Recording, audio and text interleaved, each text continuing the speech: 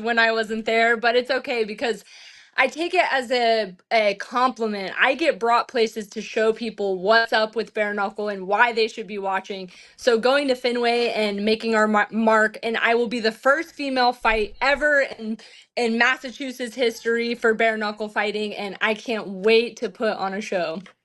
That's awesome. And I've often, I've learned as I've gotten older that life is, it's about the journey, not just the destination, right? When you sometimes look back and go, man, that was a crazy run there. That was a wild couple of years. You're really compiling like a lot of these, viral historic moments. And I was going to say that to you, that not a lot of women could say, yeah, I fought at Fenway Park. Not a lot of men could say they fought at Fenway Park before. You really are like trailblazing and just doing things, living at just a kick-ass life right now, doing things that very few people get an opportunity to do. Or can do, I should note. Or can do. I swear, I have to pinch myself every day whenever it's hard and I'm dragging myself out of bed. I have to remember, like, I'm doing the coolest things with the coolest people, and my life is awesome. So I have to pinch myself all the time. Now, speaking of which, it seems to me that you're sort of extra locked in for this fight. And I know you get locked in for every fight. And listen, every fighter's next fight is the biggest fight of their career, but this really is the big time, right? It's Fenway Park. You're ranked third in the strawweight rankings right now. What does this fight mean to you, like, for your career? Like, we'll put the fun and the journey aside. It's a big fight for you. It's a big platform. And you win this fight, you have even bigger fights with bigger stakes coming up down the road. I've been saying that I want to rematch Britain Hart again in the strawweight, the champ of the strawweight division. She's amazing. It's all with respect when I say I want to fight her again. But who else is going to deserve it? The women in our division are 3-0, but I'm going to be on my 11th fight. I will be 3-0 within the past year. I think I'll deserve it more than anybody. So this is just another roadblock to get to that destination, and I have to go and make a stamp. I just finished my last opponent. I want to do the same thing this time. That way I can just solidify what's next for me. I would love to get a title shot again. And I'm just, I want to make more memes. I want to get my face out there. So I'm not rushing it, but whatever happens, happens. But I know that this is where I'm going to be able to put my stamp on my 115-pound career and call my shots.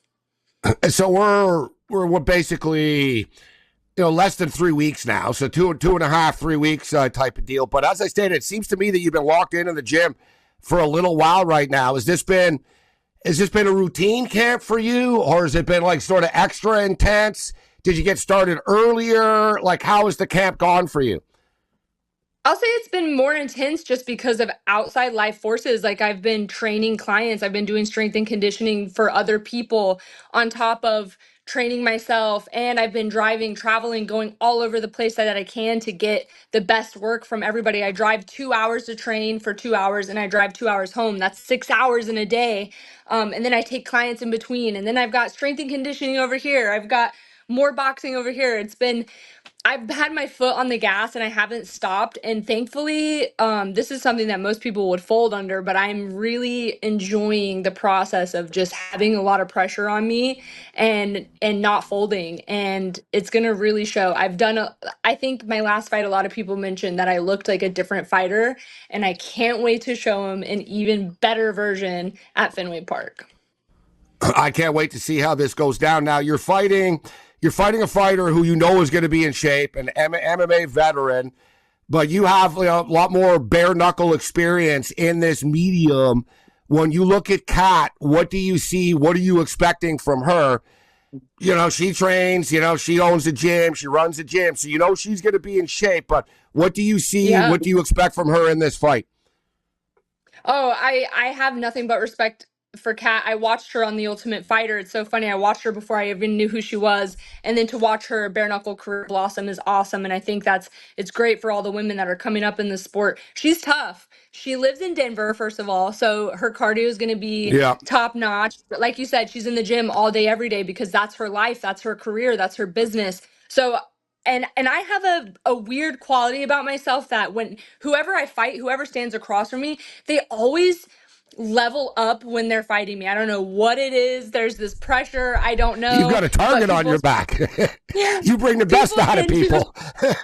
people tend to work a lot harder when they're fighting me. So I know that she's bringing the best version of herself. She knows what to do. She's a vet, like you said. So I'm expecting a tough ass fight, and I'm ready for it. I'm ready for any outcome, anything that she's bringing to the table. I'm ready for it, and I know that she's getting ready for me too. So it's going to be fireworks. This is something that is going to be fight of the night, finish of the night. It's going to be all gas, no brakes, and we are gonna try to kill each other. And I can't wait because she's an awesome person. She's an awesome athlete, and I can't wait to test our skills against each other. It's gonna be a true test of martial arts, bare knuckle skill, and see who comes out on top. Now, you talk about training other people. I could think, all right, maybe that could be a drain on you a little bit because you've got your own thing going on. But I imagine it's just like sort of like added bonus, isn't it? It just sort of keeps, Sure. that's extra work that you wouldn't do, right? Like, because if it's not there, you're not doing that. You wouldn't have to do that. I guess it's almost like you're getting more work in. Like, what's that like for you? Like, is it at first like, oh God, I'm going to be worn out, but have you been energized by it? I imagine you have been. Oh, for sure. I have people who have me up at 5 a.m. and people who have me out until 7 p.m. just with different sessions, and I'm getting extra work in with them. Half of my clients, I'll be like, you know what? I feel like doing this with you, and I'll do it with them. Or, having to carry the kettlebells over and be like, hey, this is what you're lifting today. And I'm doing it multiple times a day. I definitely notice a difference, and it helps me with my technique and my physique. And, when I go in there and someone's trying to get in shape and they're like, oh my gosh, you look incredible. And I'm like, well, now I really got to step it up to make sure that you're on top of what you need to be doing. So it's awesome. It's such a blessing in disguise. Taylor, being we've only got about a minute and a half or so left here, but being a metalhead as well, I have to ask you, what are you listening to recently? I can tell you, Tony Iommi just put out a new song and some new music. Really badass, like super heavy, actually. Like Tony Iommi, man, like Black Sabbath's the king. And Rob Halford just did Balls to the Wall with Accept, which I thought was super cool. But any cool tracks you're listening to now? What are you listening to? It's so funny. I actually have been really listening to Danzig a lot lately again. My husband, when he needs a cool song for a post that's like heavy and stuff, he'll come to me and be like, what do you think I should put on it? And I was like, oh, Danzig has really good music that I just haven't listened to in a while, like the ones that people don't listen to. And so Danzig's probably been my biggest one. Awesome. Some old school Danzig and the Misfits. I used to have a Misfits skateboard when I was younger, and I miss it. I wish I still had probably so much money now. Taylor, you're the best. It's always awesome catching up with you. Best of luck at Fenway Park. Thank you so much. Hope you guys watch. Tune in. There's Taylor Starling with us. The Combat Sports Report on the SportsGrid Television Network continues. Bring it.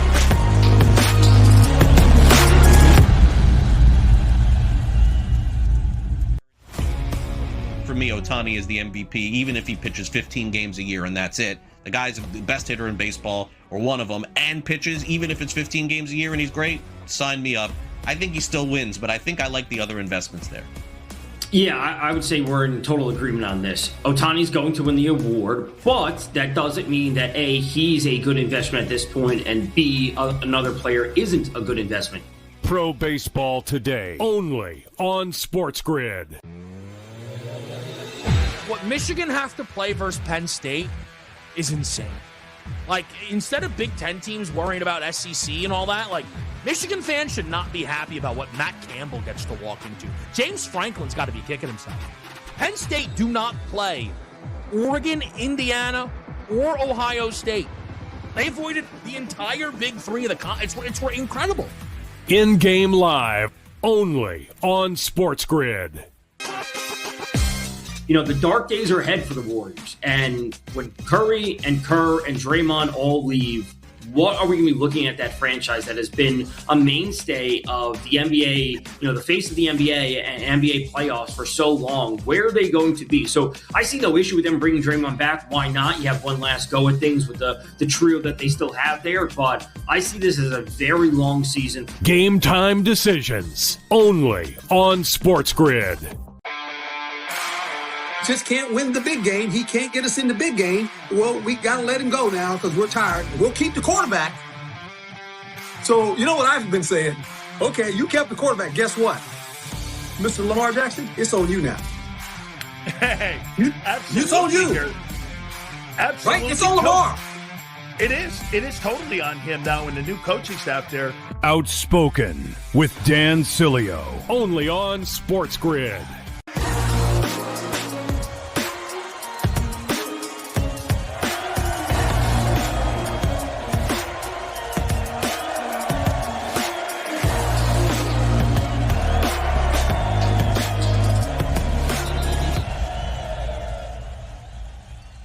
Combat Sports Report continues. I am Gabe Morency. Thanks to Taylor Starling for joining us on the program.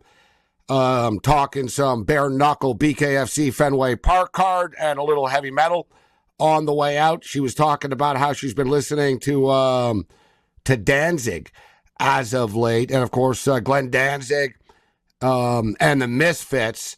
And there's that famous story out there of all like artists that she named. There's the famous story of Danzig and Def Leppard playing on the same festival, and Danzig was like standing on the side of the stage and he sort of mocked Def Leppard as they walked off, and they got into it and it didn't end well for Danzig. Which there's a lot of those sort of like urban legend stories, right? Like Elvis Stoico and Eric Lindros, which was reportedly true, by the way. But for the record, the Def Leppard Danzig story was true as well. Danzig's not a very big dude, and the guys in Def Leppard might have a couple of like cheesy pop rock type hits, but you know they're tough dudes, man. Like, you know what I mean? Like, never assume because somebody plays like, you know, oh, they play ballads. Yeah, well, they play ballads, but it doesn't mean they won't punch you in the mouth still, right? They're still drunken British guys that are like aren't going to take Danzig's smack talk. So just want to throw that out there. If you ever heard that story and wondered, is that really true? Yeah, it is. It actually is true. It actually is true. What else is true is we had both Mike Jones and Brian Aitchison on the show. And it's always tough.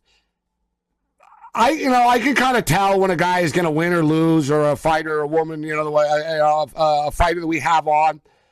Sometimes I'll get caught up in it and I'll want to bet on them. Like, yeah, you know what? I like them. They were cool and or not, and I'm pulling for them.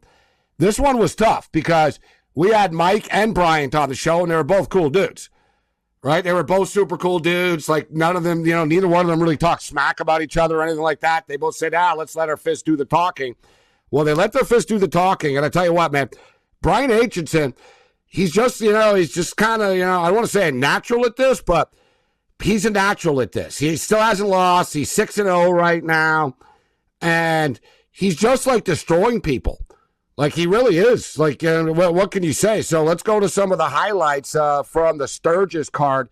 That was one of the most violent knockout, stacked, heavy cards in the history of combat sports. Like, everybody got put to sleep. It was one of those, like it was like a baseball game with home runs. Right, like the internet was blowing up. People were like, "Man, you guys seeing what's going on over there in Sturgis right now?" Another person just got like seriously smoked. So let's start off with Atchison and our boy Mike Jones.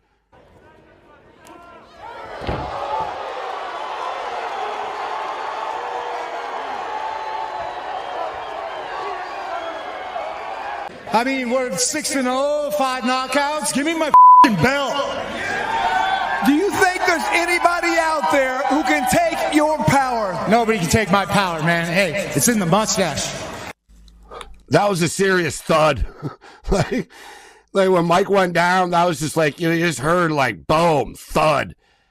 Serious shot for Aitchison. And like I said, man, knocking on the door right now. Alva, he's got to give a guy a title shot. 6 fights, 5 knockouts. Can't ask for much more. All right, let's go to Martinez's knockout. Alonzo Martinez, another great knockout here.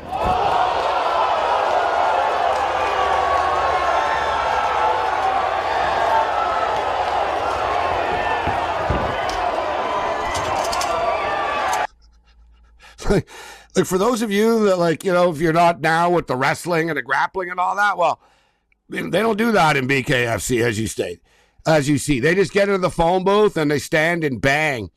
All right, here's another one, the Barbarian. This guy was on the last Sturgis card, and he showed up, and he basically did it again. Right uppercut again, another right uppercut. That turns out Brady Meister. Hill can see the finish line, trying to reach it on the right hand, the left hand, knockdown number 4. And you got to wonder how long the referee's going to let this go. Not much longer, Chris. Exhausted is Meister. I don't think he's getting the count of 10. Victory in our co-main event of the evening for Bear Hill. Just too much size, too much power. It's amazing. Like, you hear these shots, like there's no gloves, right? You know what I mean? A lot of times, like, the gloves will add to, like, especially boxing, like it adds to, like, the impact and stuff. There's no gloves, and you just hear the same type of, like, it's almost like a drum, like it's like a drum beat. It's like that, like, tuck, tuck, tuck, like just cracks to the head. And like I say, very rare that we have a fighter on after one of these cards in which their hands aren't just, like, seriously messed up. All right, this next one, here's another knockout from Sturgis. This one was the one, if you watch the, you got to check out these BKFC press conferences because it is, like, really over the top. And these guys, like, were headbutting each other and really getting into it, but it wasn't Simon that started it. So it was like the other dude headbutted Simon and ended up getting knocked the F out for when it was all said and done. Time off the canvas, right up to that's it. Welcome to BKFC, Jason. And Simon got rocked. He got hit as well, but it did not. His offense was too much for Sanderson. Beautiful knockout. I think that was the best one. Ancient Sand's got that power and stuff, but that was the most technical, best one. You know, like if I'm giving the bonus here and stuff, and I don't want to disrespect anybody, but like the Barbarian, you're a barbarian. You just overwhelm the dude and stuff like this last one. Look at this, the combo, boom, boom, boom. Like there was like 3, bam. Look, 1, 2, 3. Like and just done. Buddy looks like Jake Paul too, doesn't he? The guy that went down from the back. It's like, hey, is that Jake Paul getting beat up there? You know, say what you will about Jake Paul, but he's offering everybody a lot of money to do MMA and stuff like that. So he is a very unlikable dude, but I give him credit for he is willing to fight anybody at any time. He really will. Even if that's the whole thing. He doesn't care if he loses. He makes money. He does not care. Combat Sports Report on the SportsGrid Television Network continues.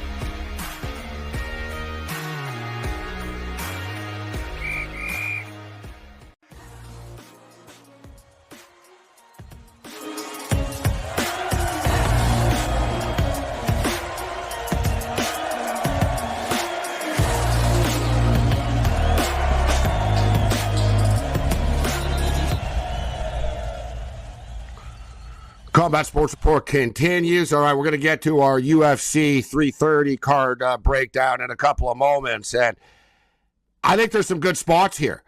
I think there's some underdog spots on this card. We've got listen, is it a great card? No. But we've got 2 championship fights on the card. So they basically put 2 championship fights on the card, and everything else kind of feels like an Apex sort of, whatever, fight night type of deal. But it doesn't mean there aren't some good betting opportunities. But as far as the title fights are concerned, I am intrigued by them, and I look forward to breaking them down. But let's get to our ever-popular videos of the week.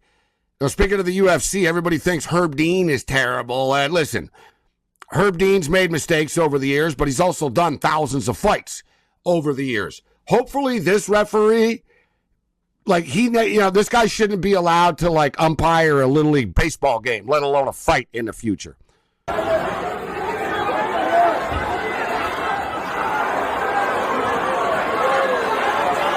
right, so at what point do you call this? No, not yet? He still hasn't called it.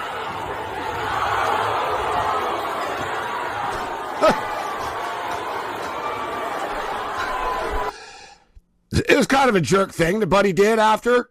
He didn't need to do it like that. But, he basically was doing the ref's job. He was like, all right, listen, man, I just beat the crap out of the guy. It's over. And he got up and he sort of walked away. And what's the referee doing anyways? He's just, kneeling in, watching. What are you watching? After it was the 19 shot, not enough? Dear God, man.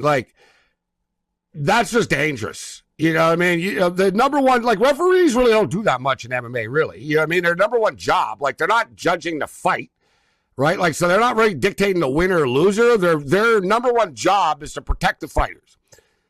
That guy clearly does not know how to do his job.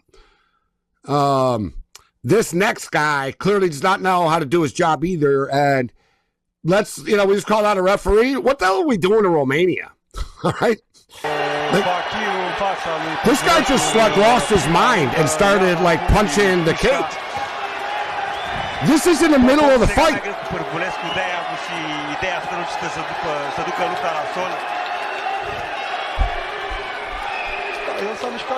the hell's he doing? Look at the girl. She's loving it. That was in the middle of the round. That's not before, we're thinking it was out before or after the fight. No. That was not before or after the fight. That was in the middle of the fight. All right? Man, I remember in the old days, they didn't want to sanction, UFC got sanctioned in places, and they didn't want to sanction other companies. They're nah, if we sanction other companies, all hell's going to break loose. That's the type of stuff that people were worried about happening. All right, so if anybody bet on Conor McGregor in his last fight, I don't think this is going to make you feel any better about this. Is it just me, or has he lost some of his athleticism? Here's Conor McGregor trying to retrieve a drink from a drone. He's struggling, man.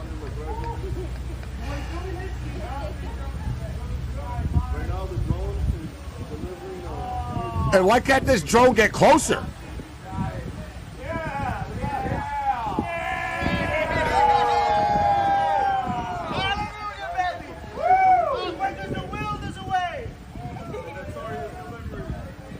Looks like he was going to fall off the balcony.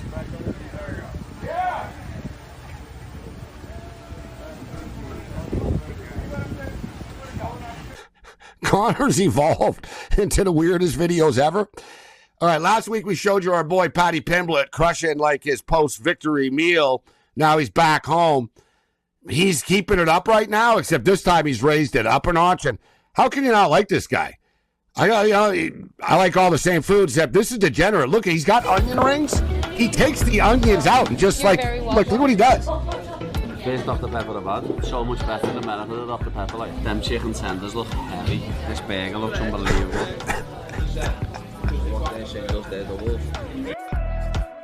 Been waiting for a good smash burger. Is there some bacon in that thing? You know me trick with the onion rings. Get that onion out the middle and just eat the batter. Get that onion out of there. So he's just eating the batter now. Best part about after the fight was going and eating like a king. Eating like a king. Where's the deep fried Mars bars, man? It's the one thing about the Brits, right? They do like the fried food. I think I would be down with the fish and chips and stuff like that. Well, we're gonna have our boy Tom Zaffino step up and in UFC 330 best bet. Let's roll.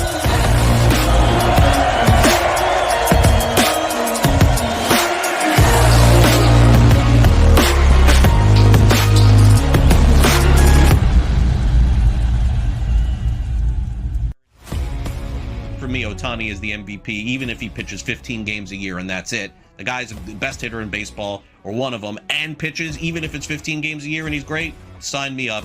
I think he still wins, but I think I like the other investments there.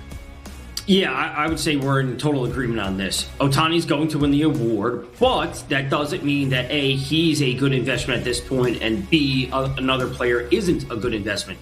Pro Baseball Today, only on SportsGrid. What Michigan have to play versus Penn State is insane. Like, instead of Big Ten teams worrying about SEC and all that, like, Michigan fans should not be happy about what Matt Campbell gets to walk into. James Franklin's got to be kicking himself. Penn State do not play Oregon, Indiana, or Ohio State. They avoided the entire Big Three of the it's incredible. In-game live, only on SportsGrid.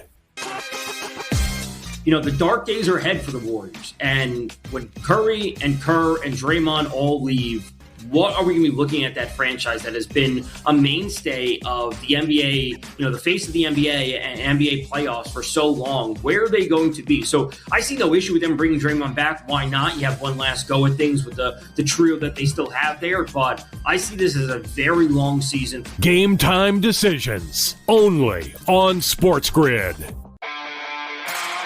Just can't win the big game. He can't get us in the big game. Well, we got to let him go now because we're tired. We'll keep the quarterback. So, you know what I've been saying? Okay, you kept the quarterback. Guess what? Mr. Lamar Jackson, it's on you now.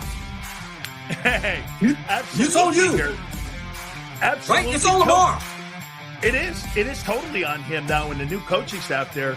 Outspoken with Dan Cilio, only on SportsGrid.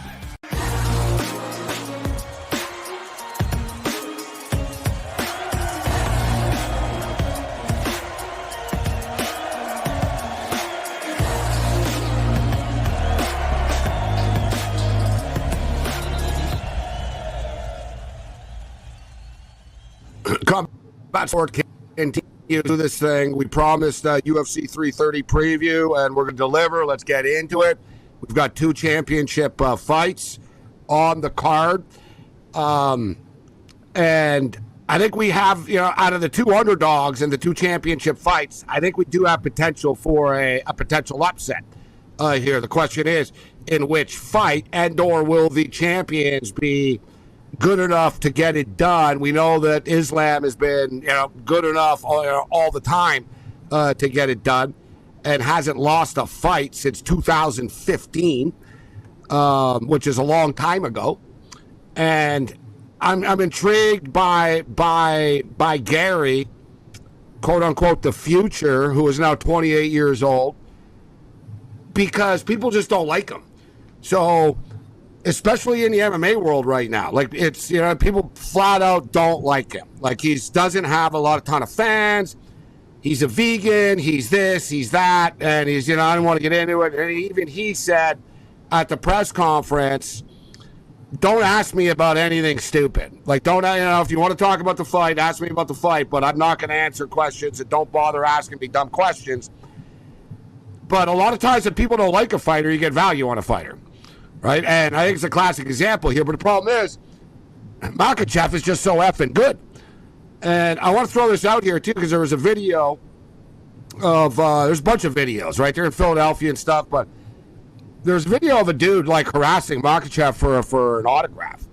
And I'm thinking, like, what the hell do you care about this guy's autograph for? How much would, like, I get he's a UFC champion and he's great, but how much would his freaking autograph be worth? But surprisingly enough, the UFC sort of, like, memorabilia market and card market and stuff is bigger than I realized, to be honest. Like his prime stuff is selling for $300 to $500. Like a really nice card, this 300 and blah blah.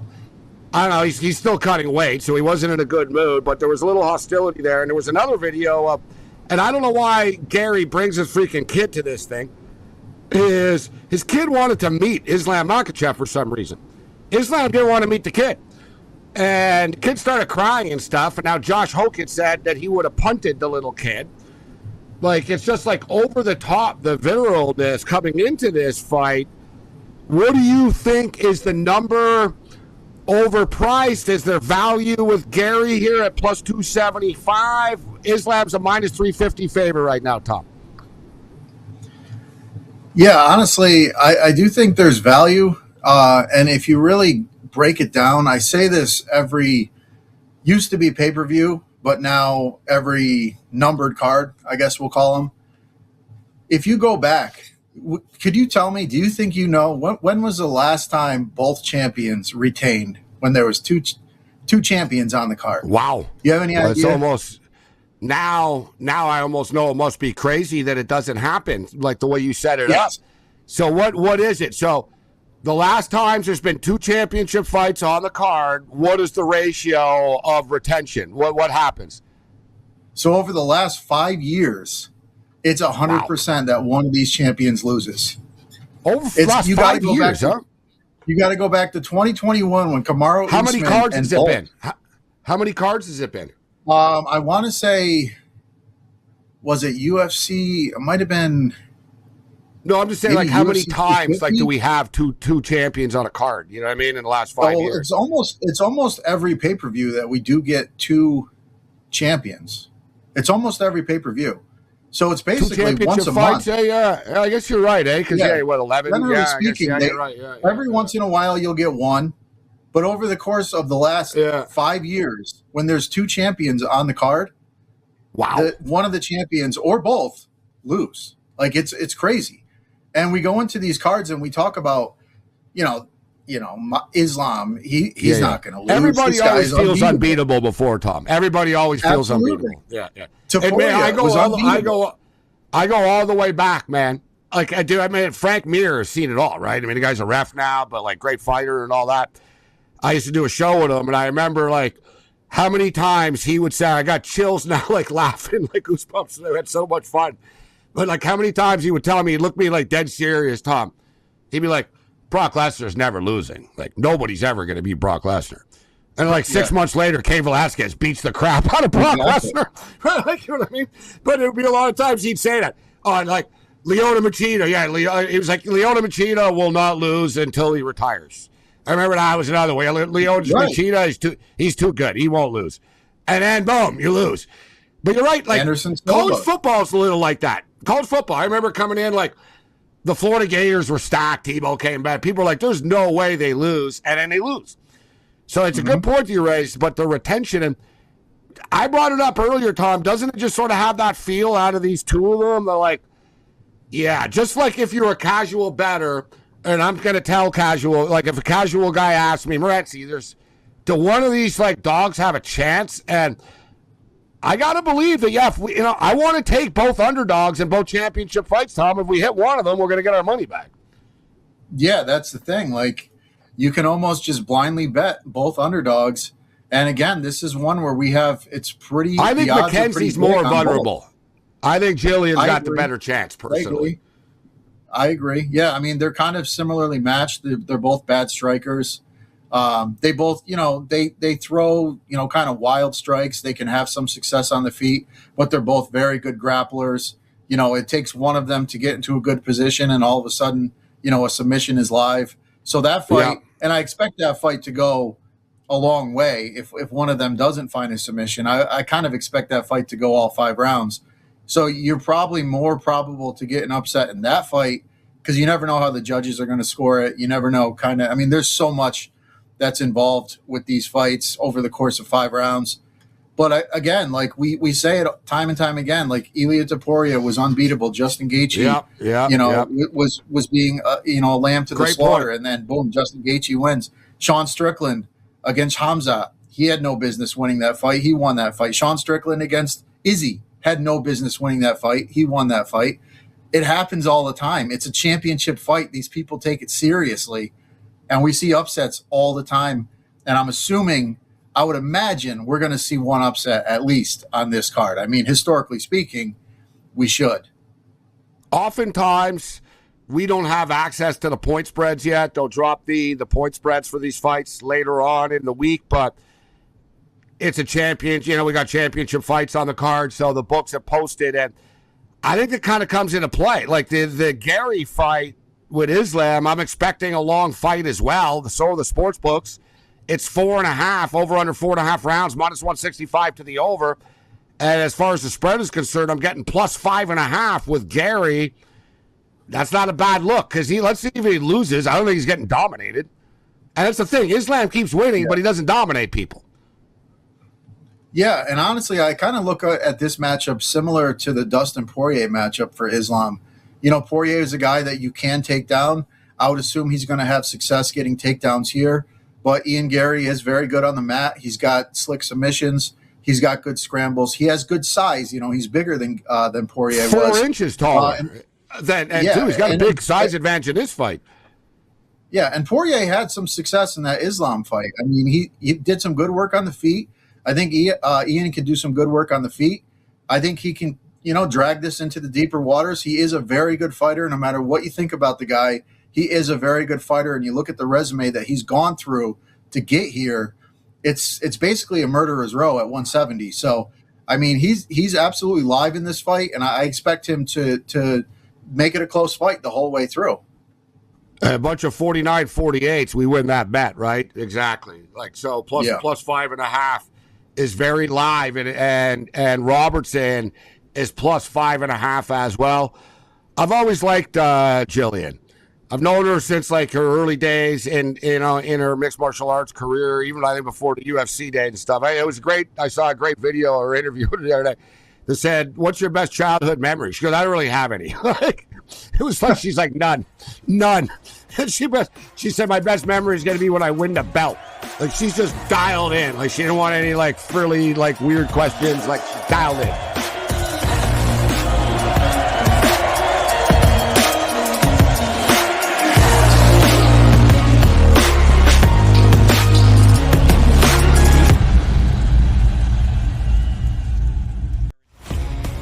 For me, Ohtani is the MVP, even if he pitches 15 games a year and that's it. The guy's the best hitter in baseball, or one of them, and pitches, even if it's 15 games a year and he's great, sign me up. I think he still wins, but I think I like the other investments there. Yeah, I would say we're in total agreement on this. Ohtani's going to win the award, but that doesn't mean that A, he's a good investment at this point, and B, another player isn't a good investment. Pro Baseball Today, only on SportsGrid. What Michigan have to play versus Penn State is insane. Instead of Big Ten teams worrying about SEC and all that, Michigan fans should not be happy about what Matt Campbell gets to walk into. James Franklin's got to be kicking himself. Penn State do not play Oregon, Indiana, or Ohio State. They avoided the entire Big Three of the it's incredible. In-game live, only on SportsGrid.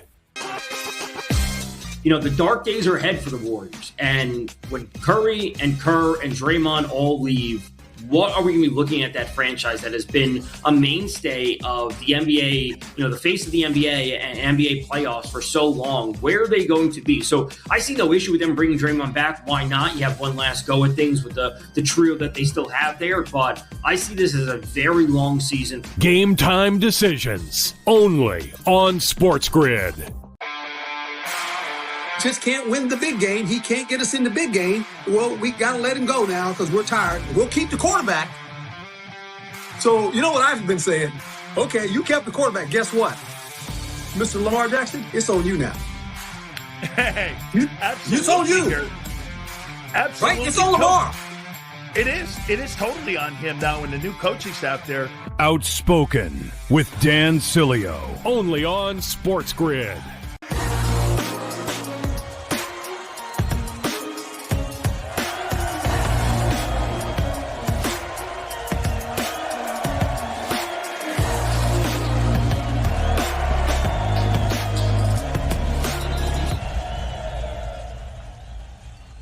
Combat Sports Report continues. We're kicking it with Tom Zaffino right now, UFC 330 from Philadelphia. So I'm not going to put you on the spot now because you've got time to sort of finalize your bets before Saturday night here. But the plus 5.5 to me does look intriguing. I kind of do expect this fight to go the distance. And plus 275, it's enough to get me interested in Machado Garry here. Yeah, I mean, I agree. I like Garry. I mean, he's a weird guy. He says some weird things, but he is a really good fighter. Like I said, I mean, he's gone through some really good fighters. He's taken fights on short notice against high level guys. All the guys, like short notice fights he's had, are against guys that are next in line for the title. Like he's gone through Prochaz. He fought Rachmanov. He lost that fight, but, it was, again, another short notice fight. He, and he showed pretty well in that fight. But, yeah, I mean, he's gone through the who's who of this division. He deserves to be here. He's a very good striker. I mean, I do think he has the advantage on the feet, although Islam is a very good striker himself, so it's not like it's a huge advantage. But, yeah, I mean, Garry is more than live in this fight. I think as long as he – when he gets taken down, which I assume he is going to get taken down, he just has to scramble back up. He can't sit there, take a lot of damage on the mat. And if he doesn't do that and he doesn't put himself in bad positions, I think he's live to win this fight. But I think he's going to win rounds here. I think when it's on the feet, he's going to have some success. He's going to use his range. He's a very good counter striker, so he's going to move around the cage well. And I think Garry is live in this spot. And, like we said, underdogs come through and we don't expect them to, so it wouldn't shock me. But the plus 5.5, I don't mind that at all. I do like that. I think he can cover that. The biggest risk I would feel is him getting subbed. I feel like if he did get subbed, it would be later in the fight. But overall, I think the plus 5.5 is a solid way to look at it. And it's 5.5 the point spread for Mackenzie Dern and Julian Robinson as well.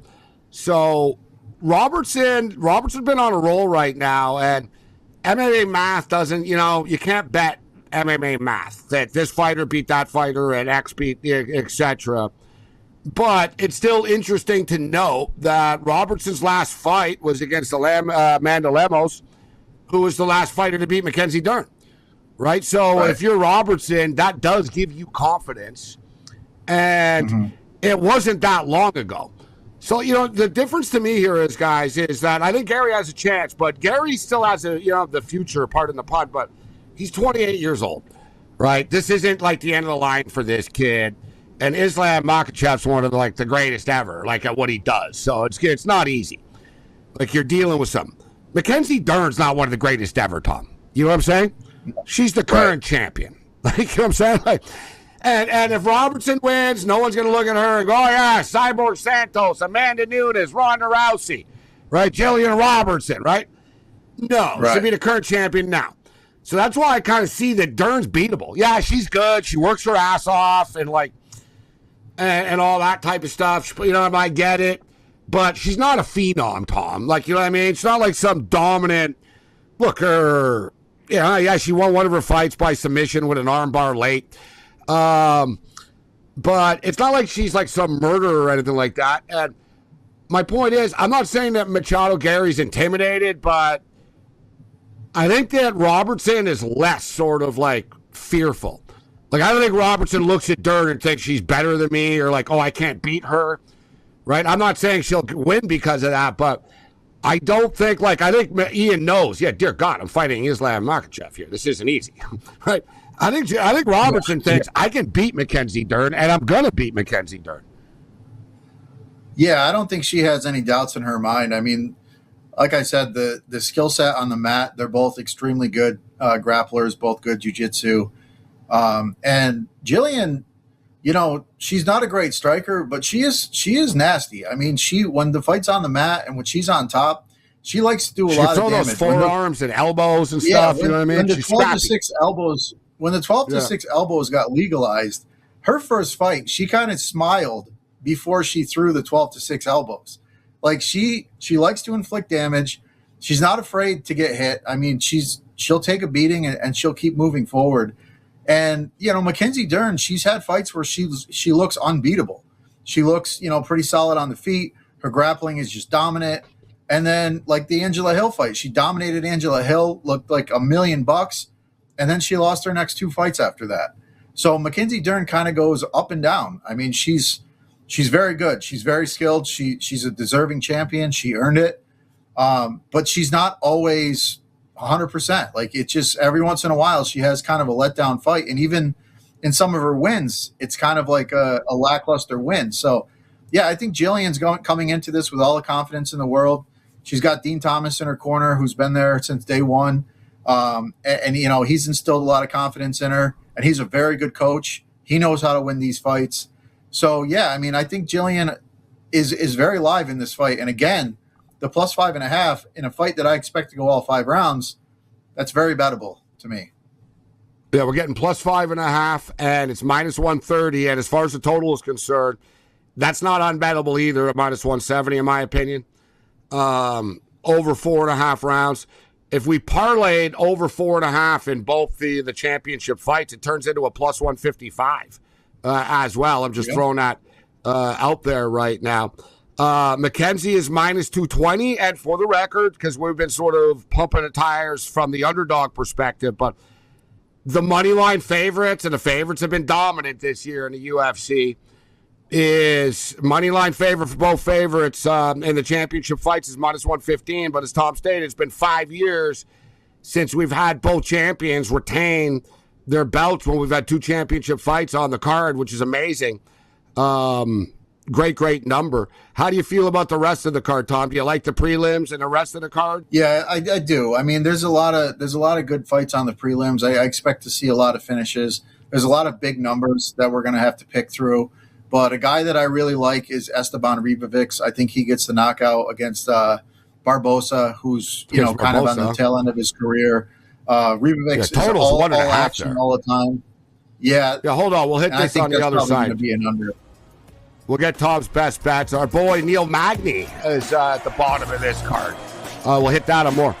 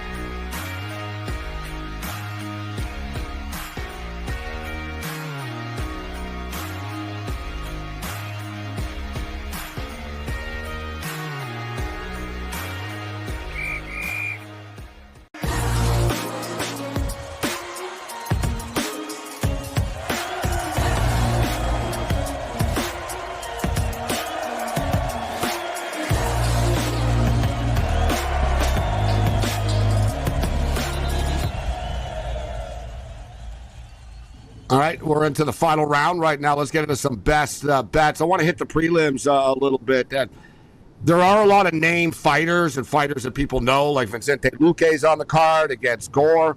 He's a plus 105 favorite. It's actually coming down. It was higher earlier in the week. I think people are liking Luque here.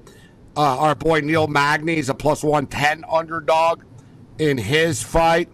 What else are you looking at here, Tom? We talked about the 2 championship fights, but what fights catch your eye the most on the rest of the card?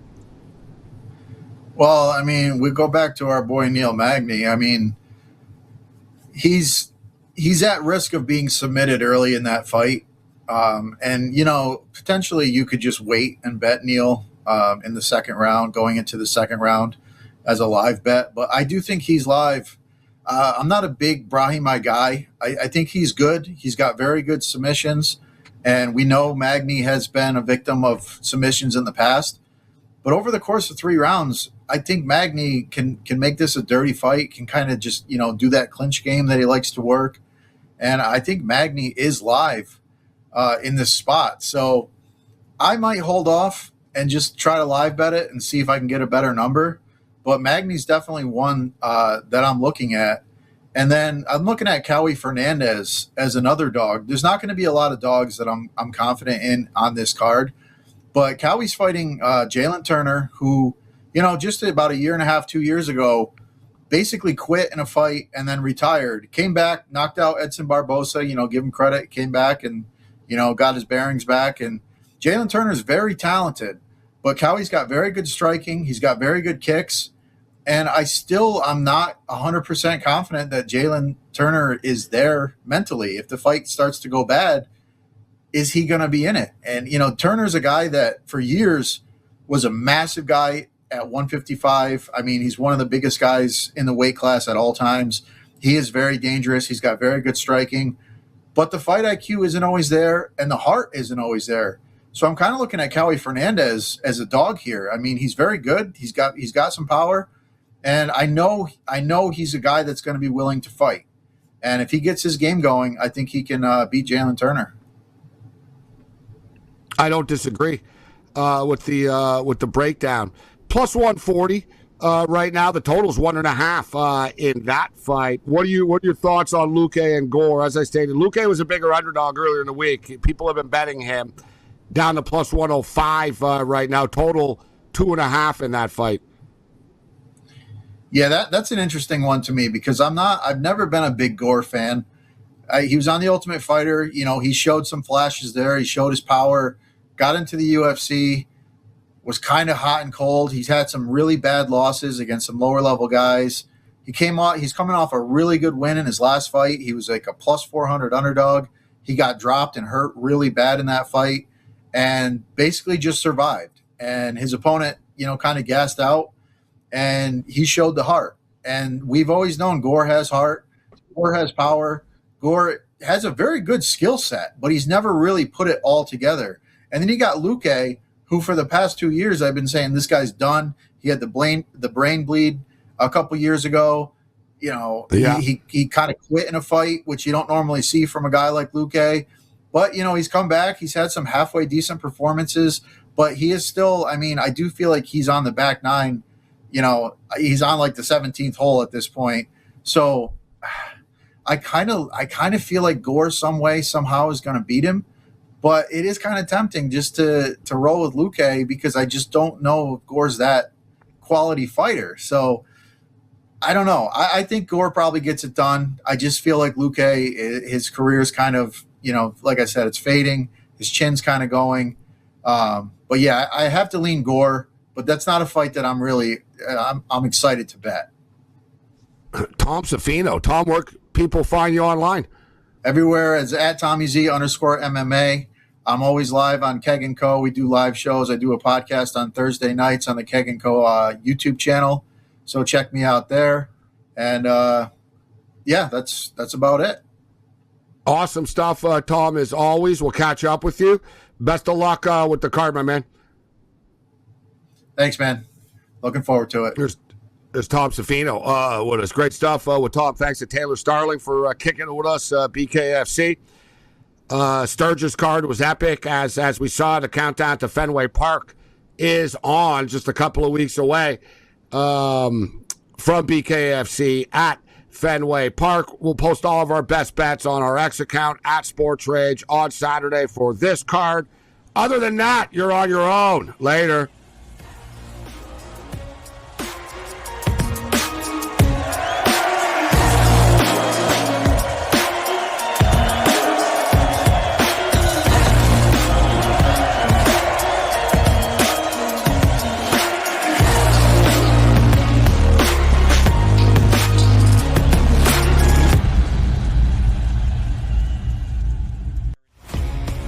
For me, Ohtani is the MVP, even if he pitches 15 games a year and that's it. The guy's the best hitter in baseball, or one of them, and pitches, even if it's 15 games a year and he's great, sign me up. I think he still wins, but I think I like the other investments there. Yeah, I would say we're in total agreement on this. Ohtani's going to win the award, but that doesn't mean that A, he's a good investment at this point, and B, another player isn't a good investment. Pro Baseball Today, only on SportsGrid. What Michigan have to play versus Penn State is insane. Like, instead of Big Ten teams worrying about SEC and all that, like, Michigan fans should not be happy about what Matt Campbell gets to walk into. James Franklin's got to be kicking himself. Penn State do not play Oregon, Indiana, or Ohio State. They avoided the entire Big Three of the it's incredible. In-game live, only on SportsGrid. You know, the dark days are ahead for the Warriors. And when Curry and Kerr and Draymond all leave, what are we going to be looking at that franchise that has been a mainstay of the NBA, you know, the face of the NBA and NBA playoffs for so long? Where are they going to be? So I see no issue with them bringing Draymond back. Why not? You have one last go at things with the trio that they still have there. But I see this as a very long season. Game time decisions, only on SportsGrid. Just can't win the big game. He can't get us in the big game. Well, we got to let him go now because we're tired. We'll keep the quarterback. So, you know what I've been saying? Okay, you kept the quarterback. Guess what? Mr. Lamar Jackson, it's on you now. Hey, It's on you. Absolutely. Right? It's on Lamar. It is. It is totally on him now and the new coaching staff there. Outspoken with Dan Cilio, only on SportsGrid. There are 6 games tonight that will not be baseball games, but they'll be football games. We get to look at it, break it down, and bet on it. Don't listen to the people that tell you that only D-Gens bet on preseason football. It's football. If you know what you're looking at, if you do some homework, you can find an edge, an angle, a bet like any other game that you might find an edge or an angle or a bet. We got Adam Bjorn coming on. Where in the world? I don't know, but we'll find out where the master money is going tonight because we get to bet on something that's not baseball. Welcome to Pushing the Odds. It's